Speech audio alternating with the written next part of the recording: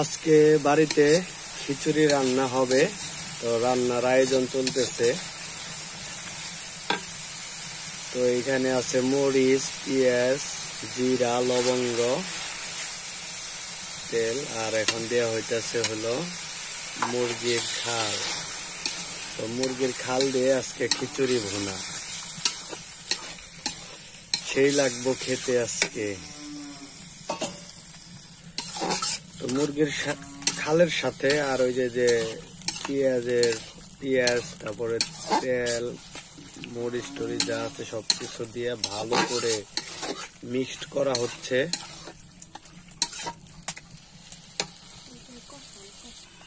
তো কিছুক্ষণের জন্য ঢেকে দেওয়া হয়েছিল, আবার ওঠানো হলো। ভালো করে মানে কষিয়ে নিতে হবে, যে খালের ভিতর দিয়ে মশলা যা আছে সব জানি চলে যায়।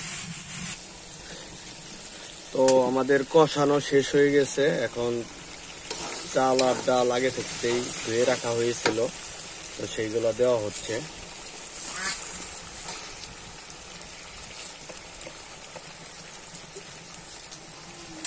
তো এখন এটারে ভালো করে নেড়ে মিক্সড করে দিতে হবে। ওই যে কষানোর কাজ শুরু হয়ে গেছে, প্রায় শেষ হয়ে যাবে কষানো।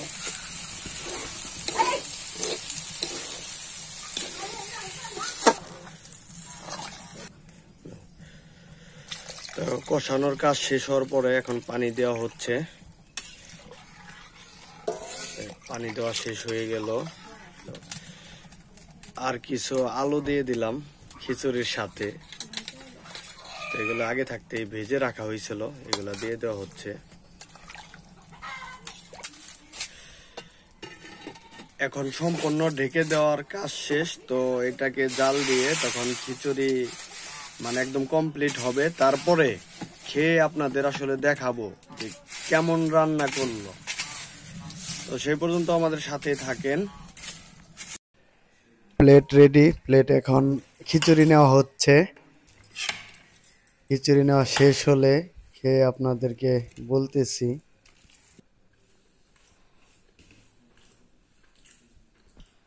তো আসলে খাইতেছি, খেয়ে দেখলাম যে না, খিচুড়ি আসলে টেস্ট হয়েছে।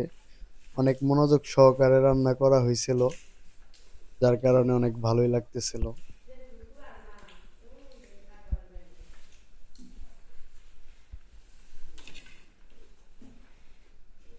একটা মরিচ নিয়ে নিলাম, মরিচ দিয়ে আসলে খেয়ে দেখি কেমন লাগে। খাওয়ার পরে এত ঝাল লাগছিল তা আসলে বলার মতো না।